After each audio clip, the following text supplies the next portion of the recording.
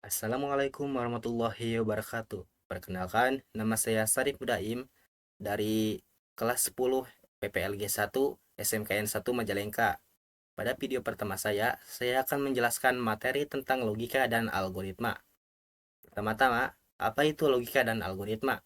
Logika adalah ilmu yang mempelajari cara berpikir yang benar dan sistematis. Logika sering digunakan dalam kehidupan sehari-hari, seperti saat kita ingin memecahkan suatu masalah, mengambil keputusan, atau menilai apakah keputusan itu valid atau dan sah. Sedangkan algoritma adalah langkah-langkah sistematis dan logis yang digunakan untuk menyelesaikan suatu masalah atau untuk mencapai tujuan tertentu. Algoritma biasa kita temukan dalam kehidupan sehari-hari seperti saat kita menonton video tutorial masak di YouTube atau ingin mengetahui cara bermain suatu permainan dan banyak hal lainnya. Yang kedua yaitu hubungan logika dan algoritma. Logika dan algoritma sangat berkaitan erat karena logika adalah dasar dari penyusunan algoritma. Logika digunakan dalam setiap langkah algoritma untuk memastikan bahwa proses yang dijalankan atau dilakukan mengikuti aturan yang benar dan menghasilkan hasil yang diinginkan. Tanpa adanya logika dalam algoritma, algoritma tidak akan dapat berjalan sesuai aturan dan dapat menciptakan hasil yang tidak valid atau tidak sesuai keinginan. Berikutnya yaitu struktur dasar algoritma. Struktur pertama yaitu sequence atau urutan. Struktur ini adalah eksekusi langkah-langkah algoritma secara berurutan, satu persatu, dari awal hingga akhir tanpa adanya perulangan atau kondisi. Ya, struktur kedua yaitu selection atau pemilihan. Struktur ini memungkinkan algoritma memilih salah satu dari beberapa jalur yang eksekusi berdasarkan kondisi tertentu. Struktur ketiga yaitu repetition atau pengulangan. Struktur ini digunakan untuk mengulang langkah-langkah tertentu sampai kondisi tertentu terpenuhi atau tujuannya tercapai. Berikutnya yaitu variabel dan tipe data. Variabel adalah tempat yang digunakan untuk menyimpan suatu nilai atau data. Setiap variabel memiliki label unik atau nama variabelnya dan jenis isi yang spesifik, yaitu tipe data. Sedangkan tipe data adalah jenis nilai yang akan disimpan dalam variabel. Jenis-jenis tipe data yaitu satu, tipe data char. Tipe data char adalah tipe data yang hanya dapat menyimpan satu karakter tunggal. Bisa berupa huruf A sampai Z, angka 0 sampai 9, ataupun simbol-simbol seperti simbol tanda seru, simbol tanda pagar, ataupun spasi. Berikutnya yaitu tipe data string. String adalah tipe data yang berisi sekumpulan karakter yang diurut secara berurutan. Karakter ini bisa berupa huruf, angka, simbol, atau spasi. Tipe data berikutnya yaitu tipe data integer. Tipe data integer menyimpan nilai berupa bilangan bulat, baik positif dari 1, 2, 3, dan seterusnya, maupun negatif dari negatif 1, negatif 2, negatif 3, dan seterusnya. Berikutnya yaitu tipe data float. Tipe data ini menyimpan nilai berupa bilangan pecahan atau desimal. Contohnya seperti 1,5, 2,7, 3,14, dan seterusnya. Berikutnya yaitu tipe data boolean. Tipe data boolean adalah tipe data yang hanya menyimpan dua nilai yaitu true dan false. Tipe data terakhir yaitu tipe data array. Tipe data array adalah tipe data terstruktur yang berguna untuk menyimpan sejumlah data yang bertipe sama.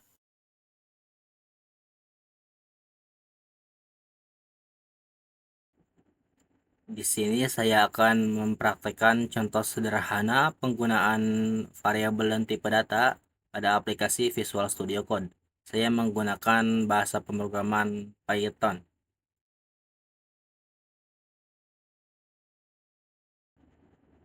Oke, langsung saja variabel yang pertama yaitu variabel string. Kita akan masukkan nama saya yaitu Sarip Mudaim. Variabel yang kedua yaitu variabel integer, yaitu kita kasih data umur saya masih 15 tahun. Variabel yang ketiga yaitu variabel boolean, kita kasih data keadaan hidup saya yaitu masih true. Dan variabel keempat dan kelima yaitu variabel float, yang kita kasih data berat badan dan tinggi badan saya.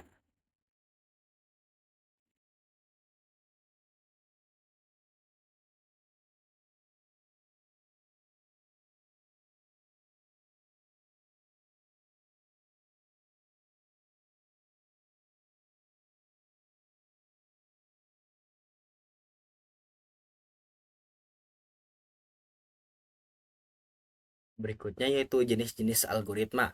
Jenis yang pertama yaitu percabangan. Algoritma percabangan memungkinkan program untuk membuat keputusan berdasarkan kondisi tertentu. Sederhananya, program akan menjalankan instruksi yang berbeda tergantung pada apakah suatu kondisi terpenuhi atau tidak. Jenis kedua yaitu perulangan. Algoritma perulangan memungkinkan program untuk menjalankan satu set instruksi berulang kali selama kondisi terpenuhi. Ini sangat berguna terutama dalam tugas-tugas yang repetitif. Jenis ketiga yaitu rekursif. Algoritma rekursif adalah suatu metode pemrograman yang menyelesaikan masalah dengan cara memanggil dirinya sendiri. Algoritma ini membagi masalah besar menjadi sub masalah yang lebih kecil dan mirip dengan masalah awal, hingga mencapai kondisi dasar, yaitu kondisi di mana rekursi berhenti. Berikutnya yaitu operator.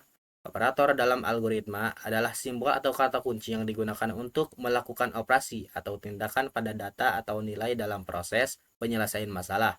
Operator memungkinkan algoritma memanipulasi nilai, membuat perbandingan, dan mengambil keputusan selama eksekusi. Jenis-jenis operator yang pertama yaitu operator logika. Operator logika adalah jenis operator yang digunakan untuk menggabungkan atau membandingkan kondisi logis dalam suatu operasi. Yang kedua yaitu operator aritmatika. Operator aritmatika adalah jenis operator yang digunakan untuk mengatur langkah-langkah perhitungan atau manipulasi data numerik. Selanjutnya yaitu simbol-simbol yang ada pada operator logika. Simbol pertama yaitu double N.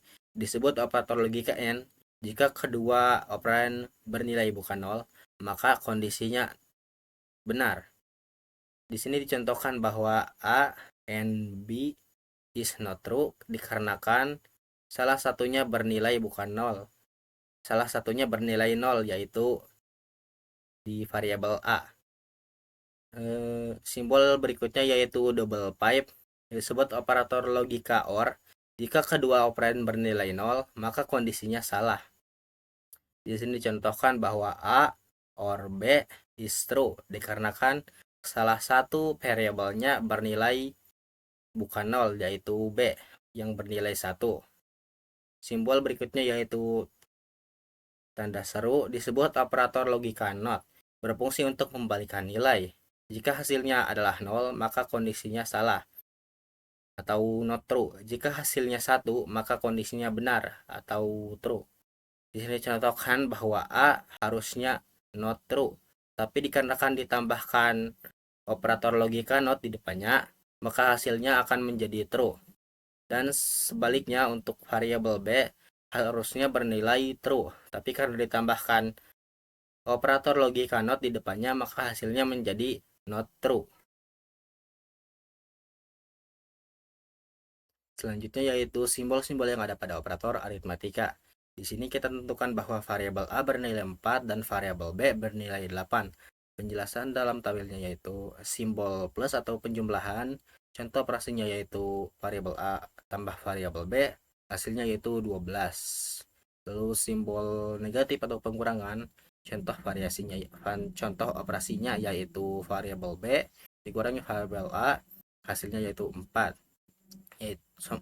Berikutnya yaitu simbol bintang atau perkalian. Contoh operasinya yaitu variabel A dikali variabel B, hasilnya yaitu 32. Simbol berikutnya yaitu simbol slash atau garis miring atau pembagian. Contoh operasinya yaitu variabel B dibagi variabel A, hasilnya sama dengan 2. Simbol berikutnya yaitu simbol persen atau simbol modulus, yaitu simbol yang dimana dapat menghasilkan nilai dari sisa operasi pembagian variabelnya. Contoh operasinya yaitu variabel B modulus variabel A, hasilnya 0. Karena variabel B yang bernilai 8 dan variabel A yang bernilai 4 tidak ada sisa nilai dari pembagian tersebut. Simbol berikutnya yaitu double plus atau increment yang menambahkan nilai 1 pada suatu variabel. Contoh operasinya yaitu A, terus increment hasilnya yaitu 5 karena nilai awal variabel A yaitu 4. Simbol berikutnya yaitu double negatif atau decrement yang dapat mengurangi satu nilai pada suatu variabel. Contoh operasinya yaitu B, increment, yang menghasilkan nilai 7 karena nilai awal pada variabel B sama dengan 8. Materi berikutnya yaitu bentuk penulisan algoritma. Bentuk penulisan yang pertama yaitu deskriptif. Bentuk penulisan algoritma deskriptif merupakan penulisan algoritma yang paling gampang dimengerti. Hal ini karena pada penulisan algoritma ini, bahasa yang digunakan merupakan bahasa sehari-hari. Anda dapat melihat contoh algoritma deskriptif pada gambar di samping, yang berjudul algoritma deskriptif membuat telur dadar. Bentuk penulisan yang kedua yaitu flowchart. Flowchart adalah bentuk penulisan algoritma secara visual. Ciri utamanya yaitu menggunakan simbol-simbol untuk menggambarkan langkah-langkahnya. Dikarenakan penulisannya menggunakan visual, kita dapat lebih mudah mengerti alur atau langkah-langkahnya tanpa terbatas pada pikiran atau imajinasi kita. Berikut akan dijelaskan fungsi simbol-simbol yang ada dalam flowchart atau bentuk penulisan algoritma flowchart. Simbol pertama yaitu terminator yang berbentuk oval, berfungsi untuk menunjukkan awal atau start dan akhir atau end dalam proses algoritma. Simbol kedua yaitu proses, berbentuk persegi panjang, berfungsi untuk mewakili suatu tindakan atau instruksi yang dilakukan dalam algoritma seperti perhitungan, pemberian nilai, atau pemanggilan prosedur. Simbol ketiga yaitu decision yang berbentuk belah ketupat, berfungsi untuk menunjukkan titik pengambilan keputusan, biasanya berupa pertanyaan dengan jawaban ya atau tidak. Simbol keempat yaitu input dan output yang berbentuk jajar genjang, berfungsi untuk mewakili tindakan input data, misalnya membaca dari keyboard, atau output data, misalnya menampilkan hasil ke layar. Simbol kelima yaitu flowline yang berbentuk anak panah, berfungsi untuk menunjukkan arah aliran proses dari satu simbol ke simbol lainnya. Simbol terakhir yaitu konektor yang berbentuk lingkaran, berfungsi untuk menghubungkan bagian-bagian flowchart yang terpisah, terutama ketika flowchart terlalu besar untuk digambarkan dalam satu halaman. Di sini saya akan mempraktikkan contoh sederhana penggunaan simbol-simbol yang ada di flowchart.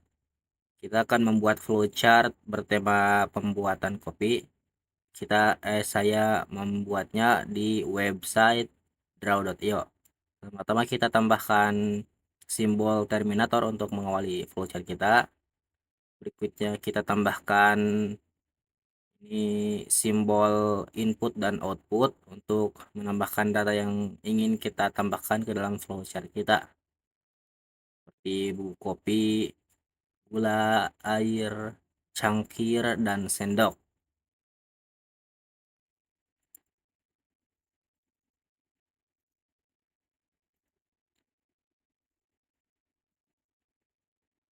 Lalu kita rapikan sedikit agar nyaman dilihat.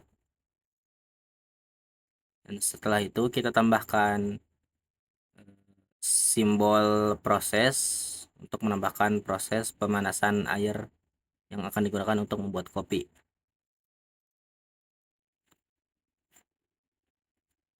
Setelah itu kita tambahkan 3 simbol input dan output untuk menambahkan gula, bubuk kopi, dan air panas ke dalam cangkirnya.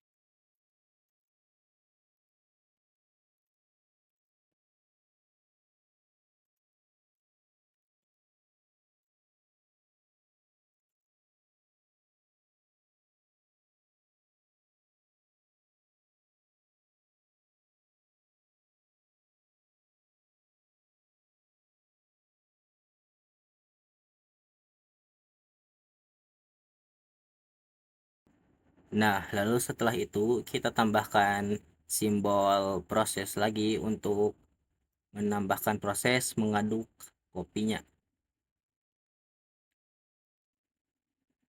Dan yang terakhir kita tambahkan simbol terminator lagi untuk menutup flowchart kita. Kita tinggal rapihkan saja supaya nyaman dilihat. Dan sambungkan simbol-simbol flowchartnya menggunakan simbol flow line dan konektor.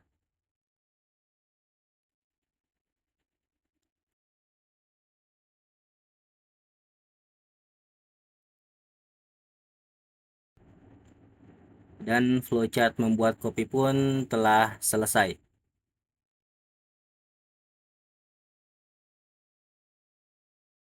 Bentuk penulisan yang ketiga yaitu bentuk penulisan algoritma pseudocode. Pseudocode adalah penulisan algoritma yang menyerupai bahasa pemrograman tingkat tinggi. Isi pseudocode secara sederhana adalah deskripsi langkah-langkah atau algoritma yang akan dilakukan dalam sebuah program komputer, namun ditulis dalam bahasa yang lebih mudah agar dapat dipahami oleh manusia. Namun, pseudocode tidak dapat dibaca oleh komputer karena komputer membutuhkan instruksi yang lebih spesifik dan mengikuti aturan tertentu seperti bahasa pemrograman.